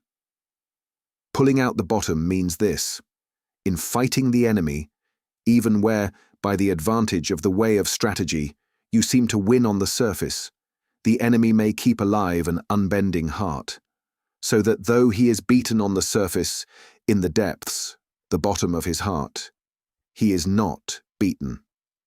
In such a case, you become suddenly of a changed heart, snuff out the enemy's spirit, and the chief thing is to watch for the point where the enemy comes to a heart that is beaten from the bottom.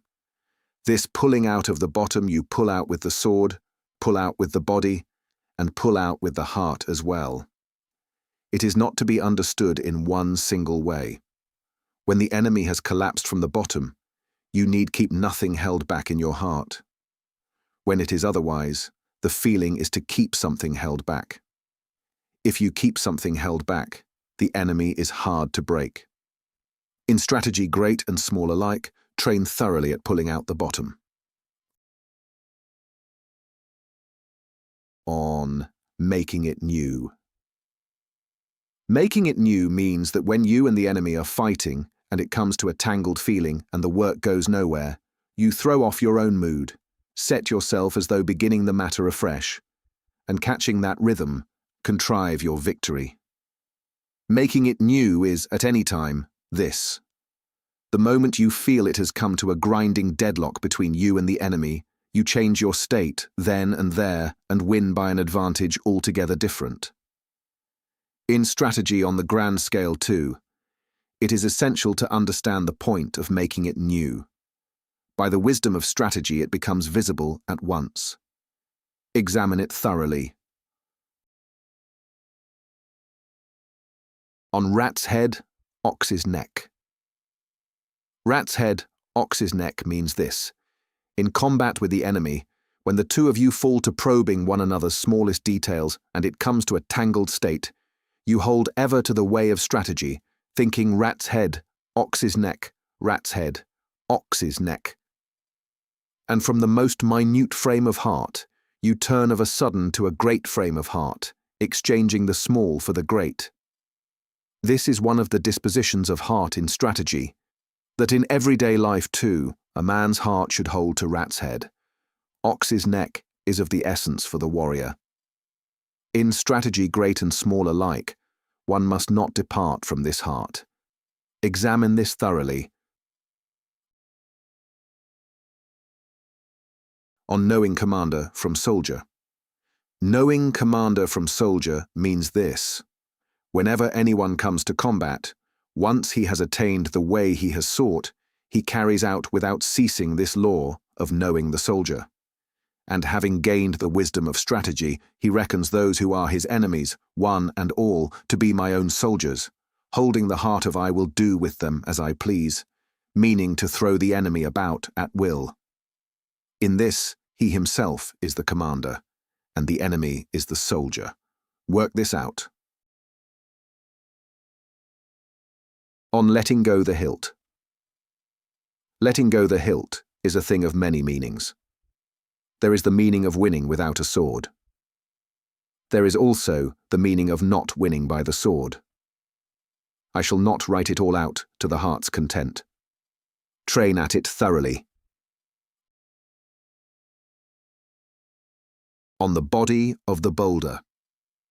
The body of the boulder.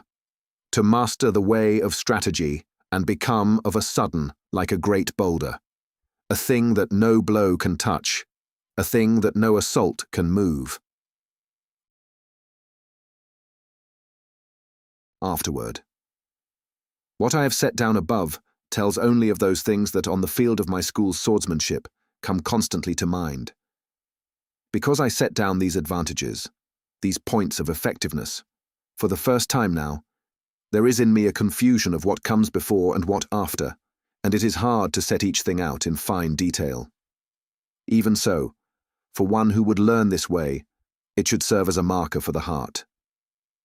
From my youth onward, I have bent my heart to the way of strategy, wringing my hands and wringing my body in discipline even over the common matters of swordsmanship. I have passed through every kind of state of heart, and I have looked into the other schools as well. Some teach by glib words of the mouth.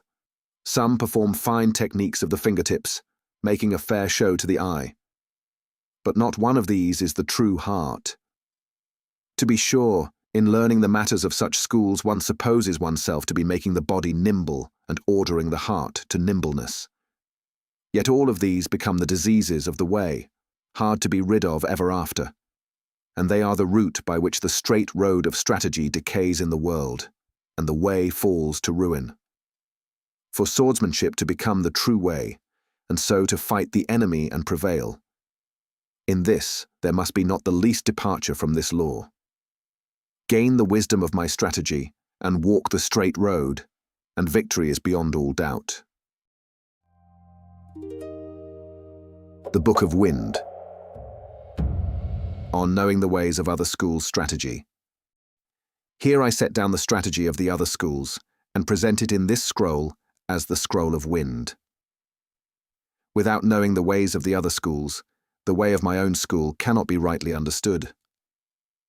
Looking into the other schools of strategy, there are those that take up a great long sword, and making strength their chief concern, perform their techniques with it. There are those that pursue the way with a short blade, the so-called small sword. There are schools that breed up a great number of sword strokes, and that hand down the way by speaking of the guards of the sword as outer forms and inner depths. That none of these is the true way I shall set forth plainly within this scroll, making known the good and the ill, the right and the wrong of them. The principle of my own school is something altogether different. The other schools have made strategy into a mere accomplishment, a means of livelihood, painting on colour, forcing the blossom open, fashioning it into wares for sale. Is this not, for that very reason, no true way? And the strategy of the world, reckoning it too small a thing, as swordsmanship alone, supposes that victory is understood through swinging the sword in practice, making the body nimble, and training until the hands are worn dry. But none of these is the sure way. The shortcomings of the other schools I shall set down in this book, one by one. Examine them thoroughly, and come to understand the advantage of the one school of two swords. On holding a great long sword in other schools. There are schools that favour a great long sword. From the strategy of my school, I reckon these to be weak schools. The reason is this: not knowing the principle of prevailing over a man come what may, the other schools take the length of the sword for a virtue and mean to win from a distance, at a far remove from the enemy, and so they fall into a fondness for the long sword. As the saying of the world has it, an inch of reach is an inch of mastery. But this is the talk of those who do not know strategy. To mean to win from afar by length, lacking the advantage of true strategy, comes of a weak heart, and so I reckon it a weak strategy. When the distance to the enemy is close enough to grapple, the longer the sword, the less it can strike, the narrower the room to swing it. The sword becomes so much baggage, and its bearer is the lesser of a man armed with a short companion blade, or even bare-handed. One who favours the long sword will have his arguments for it, but these are the reasonings of that one man alone. Seen from the true way of the world, they are without principle. If a man fights with a short sword and no long one, must he always lose? Nor so. According to the place, in confined spots above, below, or to the side, or in a chamber where there is only the companion blade, to keep one's heart set on length is what is called a doubt of strategy, and it is a poor heart. Some men are weak in strength. Some, by their build, cannot wear a long sword. It is said of old that the great encompasses the small, and I do not heedlessly despise length. I despise only a heart that leans toward length. In strategy, on the grand scale, the long sword is the large force, the short is the small force. Can no battle be made between a small force and a large one? There are many examples of a small force prevailing over a large one. In my school, it is just such a narrow, leaning heart that is despised. Examine this thoroughly. On what is called the strong sword in other schools. There can be no such thing as a strong sword and a weak sword. A sword swung with a strong heart is a crude thing, and by crudeness alone one can hardly win. And if, when one is cutting a man, one means by a strong sword to cut him by main force, one does not cut him at all. Even in cutting a test object, to mean to cut by force is poor. No one, when crossing blades with an enemy, thinks to cut weakly or to cut strongly.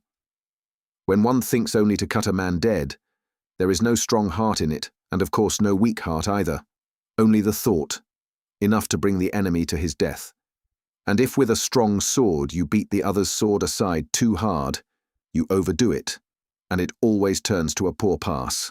Strike the other's sword too hard, and your own sword breaks and shatters. There is therefore no such thing as a strong sword. In strategy on the grand scale too, if, holding a strong force, you mean to win by force in battle, the enemy too holds strong men and means to make the fight a strong one. In that, the two are just alike. In all things, victory is the aim, but without principle one cannot win. In the way of my strategy, one holds not the least thought of forcing, and by the wisdom of strategy one gains the place of prevailing by whatever means. Work this out thoroughly. On the use of the short sword in other schools. To mean to win with the short sword alone is not the true way. From of old, we have used the words long sword and sword to express the long and the short. Among men, the strong man swings even a great long sword lightly, and so has no need to force a fondness for the short. The reason is that to make use of the advantage of length, he takes up the spear and the long sword as well. To set the heart on the short sword, thinking to cut into the gaps of the other man's swinging sword, to dart in, to seize hold, is a leaning and a poor heart. And to take aim at the gaps appears in every case to come a step behind, and there is a feeling of tangling in it. This my school despises. To mean with a short weapon, to close in upon the enemy, or to grapple him, is, moreover, a method that avails nothing among a host of foes. One who has gained his skill with the short sword may think to cut down even a host, to leap about freely, to run riot. But it all turns into so much parrying sword, and there is a tendency to be drawn into a tangle. This is no sure way. Other things being equal, the way is to make your own body strong and straight, to chase men about, to make them leap, to set upon them so that they fall into confusion, and to make the place of certain victory your chief concern. In strategy on the grand scale, the same principle holds. Other things being equal, the chief thing in strategy is to drive the enemy with a large force into a killing ground and crush him on the instant. When men of the world learn their craft, if in everyday practice they train always by receiving, dodging, slipping out, and ducking under, their hearts are dragged along into that way, and a heart that is thrown about by others comes to be born in them. The way of strategy is a straight and upright thing, and so it is essential to chase men about by the right principle and to hold the heart that brings others to heel. Examine this well. On the many sword strokes of other schools. To hand down to men a great number of ways of handling the sword is, I think, done to fashion the way into wares for sale, and to make beginners marvel at how many strokes one knows. This is a heart that strategy despises. The reason is that to think there are many ways of cutting a man is itself a heart gone astray.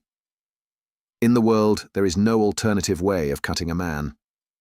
Whether one knows it or not, woman or child alike, the way of striking, beating, and cutting down is not a many-fold thing. If there be any alternative at all, it is only to thrust or to sweep. Since it is, first and foremost, the way of cutting, there is no reason for the strokes to be many. And yet, according to the place, following the run of things, in confined spots where the room above or to the side is cramped, one holds the sword so that it does not catch. And so there ought to be the 5 guards, the 5 directions. Beyond these, to add on the cutting of a man by twisting the hands, contorting the body, leaping and dodging, is not the true way. To cut a man, you cannot cut by twisting, cannot cut by contorting, cannot cut by leaping, cannot cut by dodging. Such things are wholly without use. In my strategy, it is of the essence to keep both bearing and heart straight, to bend and warp the enemy, and to win at the point where the enemy's heart is made to twist and contort. Examine this thoroughly. On the use of sword guards in other schools. To make the guards of the sword, one's chief concern is a wrong-headed thing. To have a guard, in the world, can only be for a time when there is no enemy. The reason is that, in the way of contest, to set up fixed rules and precedents, the custom of old, the law of the present age, can have no place. One contrives so as to put one's opponent at a disadvantage. In all things, a guard is taken with the heart of holding a thing that does not waver. One guards a castle, one guards a battle camp, with the heart of standing strong and unmoved, even when set upon. This is the ordinary sense of it. But in the way of strategic contest, the thing is to set one's heart, in everything, upon the initiative, ever the initiative. The heart that guards is a heart that waits for the initiative. Work this out thoroughly. In the way of strategic contest, you move the other man's guard. You set upon him with what his heart holds no thought of. You throw him into confusion. You provoke him to agitation, or you startle him, and turning to account the rhythm where the enemy falls into disorder, you win. And so you despise the guard, that heart that comes a step behind. For this reason, the way of my strategy says, there is a guard, there is no guard. The guard exists, and the guard does not exist. In strategy on the grand scale too, you learn the size of the enemy's force, you grasp the lay of that battlefield, you know the disposition of your own force, you gain its advantages, you draw up your ranks and begin the fight. And this is the chief thing in battle. To be set upon first, and to set upon the other first oneself, differ in their advantage as if twofold.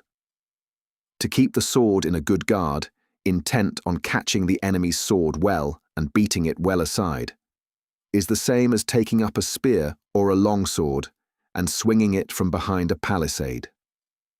When you strike the enemy, the spirit is rather to pull up the very stakes of the palisade and put them to use as your spear or your long sword. Examine this thoroughly. On the fixing of the eyes in other schools. As for the fixing of the eyes, the place where one sets one's gaze, there are schools, according to the school, that fix the eyes upon the enemy's sword, and schools that fix them upon the hands. Some fix the eyes upon the face, some upon the feet, and so on. To go fixing the gaze especially upon one single place breeds a heart that falls into confusion, and becomes what is called a disease of strategy. The reason is this. A man kicking the ball does not fix his eyes closely upon the ball, yet he kicks it off the brow, lets the difficult one flow on, and kicks it about as he goes, because he is so used to the thing that he has no need to look at it sharply. So too with the feats of the street performers, who carry on the tradition of the Dengaku priests. Once they are used to the way, they balance a door upon the nose, juggle several swords at once, and the like. None of this is done by fixing the eyes sharply, but because they are forever handling these things, the things become visible of their own accord. In the way of strategy as well, once a man has grown used to fighting this enemy and that, has learned the weight and lightness of men's hearts, and has carried out the way and made it his own, he sees even the far and near, the slow and swift of the sword, all of itself. The fixing of the eyes in strategy is, for the most part, an eye set upon the enemy's heart. In strategy on the grand scale too, it is an eye set upon the disposition of the enemy's force. Of the two ways of seeing, perceiving, and looking, make the perceiving eye strong. Seeing the enemy's heart, seeing the lay of the ground, setting the gaze large, seeing the state of that battle, seeing the strength and weakness of the moment. And to gain the victory squarely is the chief thing. In strategy, great and small alike, one does not fix the eyes small. As I have written before, by fixing the gaze closely upon the small, one forgets to take in the great, a heart of confusion arises, and the certain victory slips away. Examine this advantage thoroughly and train at it. On the use of the feet in other schools. In the manner of treading the feet, there are various nimble steps: the floating foot, the leaping foot, the springing foot, the stamping fast foot, the crow's foot, and the like, all of which, seen from my strategy, I count as shortcomings. That I despise the floating foot. The reason is that in combat the feet are bound to grow unsteady and float, and so the right way is to tread as firmly and surely as one can. That I do not favor the leaping foot. In leaping there is a gathering up before the spring, and there is a moment of fixed stillness after the leap, when one cannot move. There being no reason to leap again and again, the leaping foot is poor. The springing foot, too. By setting the heart on springing, the work comes to a halt. The stamping fast foot is a waiting foot, and it I despise above all. Besides these, there are the crow's foot and various other nimble steps. Since one crosses blades with the enemy in marsh and wetland, in mountain and river, on stony ground and narrow path, there are places where one can in no way leap and spring, and places where the nimble step cannot be trodden. In my strategy, there is no change in the feet. They go as in ordinary walking, following the enemy's rhythm, taking the posture for the hurried moment and for the quiet moment. The feet should neither fall short nor go to excess, and never totter. In strategy on the grand scale too, the carrying of the feet is essential. The reason is that, not knowing the enemy's heart, if you attack heedlessly fast, your rhythm goes awry, and victory is hard. And again, if the tread of the feet is too leisurely, you will fail to find the point where the enemy falls into mutual confusion and breaks. You will let the victory slip, and you cannot bring the contest swiftly to a close. It is essential to discern the place where he is thrown into confusion and breaks, and to win without giving the enemy the least ease. Train at this thoroughly. On the use of speed in other schools. What is called speed in strategy is not the true way. Speed. We speak of fast and slow because a thing fails to fall in with the rhythm of the matter. Once a man has become a master of his way, it does not look fast. For instance, among men there are runners, couriers, express messengers, who go 40 or 50 leagues, yet these too do not run fast from morning till night. One, unpracticed in the road, though he seem to run all day, makes poor progress. In the way of the dance, when an unskilled singer matches his voice to the song of a master, he is apt to fall behind and grows flurried.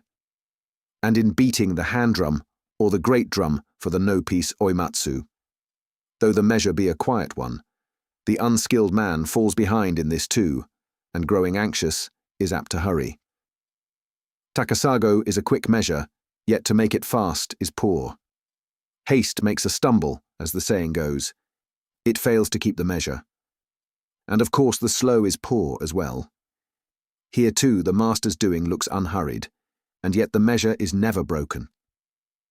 In all things what one practiced in the matter does, looks never flurried. By this likeness, know the principle of the way.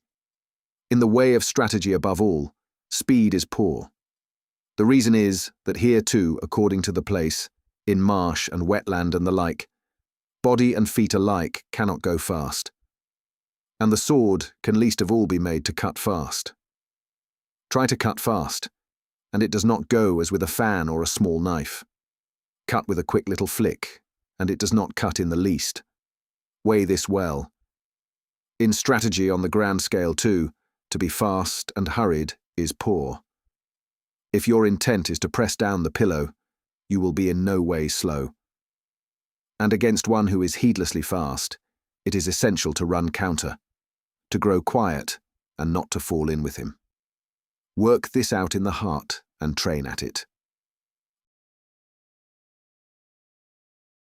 On inner depths and outer form in other schools. In the matter of strategy, which is to be called the outer form, and which the inner depths. According to the art, in this thing or that, there are the ultimate teaching and the secret transmission, an inner mystery and an entrance.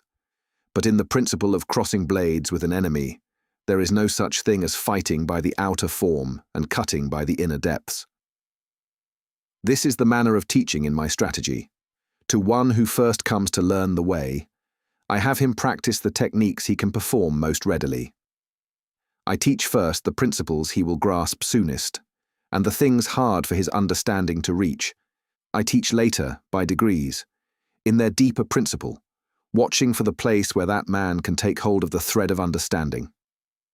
But since for the most part it is the things of actual practice that I have him learn, there is no inner depth and entrance. Now, in the world, when one goes seeking into the depths of a mountain, if you think, let me go deeper still, you come out again at the entrance. In the way of anything whatever, there are places where the depths serve, and there are things where it is well to come out to the entrance. In this principle of combat, what is there to conceal, and what to bring out into the open? And so, in handing on the way, I have no fondness for written oaths or penalty pledges. I gauge the discerning power of the one who comes to learn this way, teach him the straight road, have him cast off the ill places of the 5 or 6 false ways of strategy, and bring him of himself into the true way of the warrior's law, making his heart one beyond all doubt. This is the way of teaching in my strategy. Train at it thoroughly. Afterword. In what is set down above, I have written out in broad outline the strategy of the other schools in 9 articles, in the Scroll of Wind. It would be proper to set forth plainly, for each several school, all things, from the entrance to the inner depths. But on purpose I have written down no names, no such and such a school, such and such a great matter. The reason is that each school has its own way of seeing, each way its own view, varying from man to man, left to each heart, so that even within one school there are slight differences. And so, for the sake of later times, I do not set down such a school, such a line.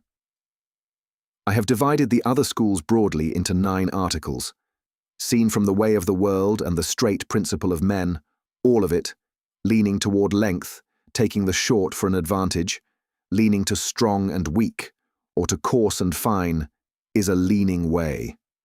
And so, without my expressing it as the entrance and the depths of the other schools, it is a thing all men may know. In my school there are no depths and no entrance to the sword. There is no fixed limit to the guards. There is only the discerning with the heart of their virtue. This is the heart of strategy. Train at it thoroughly. The Book of Void. I set forth the way of the strategy of the Nitin Ichi-ryu as the scroll of the void. The heart of the void is this: where a thing has no existence, where a thing cannot be known, that I reckon as the void. Of course, the void is nothingness. To know what exists is to know what does not exist. This is the void. In the world, from a low manner of seeing, there are those who reckon the void to be the place where one cannot make a thing out. But this is not the true void. It is all a heart of confusion. In this way of strategy too, in walking the way as a warrior, the place where one does not know the law of the warrior is called the void, but this is no void. It is the place where, with confusions of every kind, one is at a loss for what to do, and that is not the true void. The warrior must learn the way of strategy for certain, perform the other martial arts well, be in no way darkened as to the way the warrior walks, hold no place where the heart is confused. Idling at no hour of any morning, he must polish the two hearts of will and intent, and whet the two eyes of perceiving and looking, and know that the true void is the place where, with not the least cloud, the clouds of confusion have cleared away.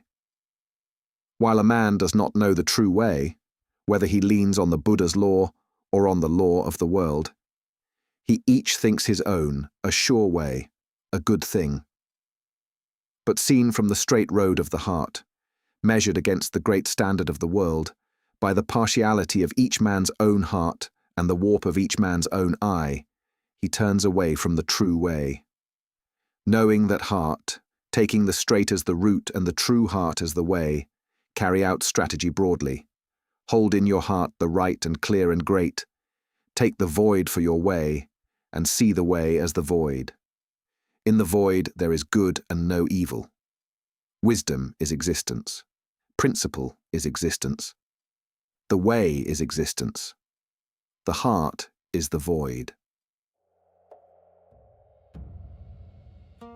Thank you for listening. If you like our recordings, consider liking this video and subscribing to our channel so you don't miss any more audiobooks.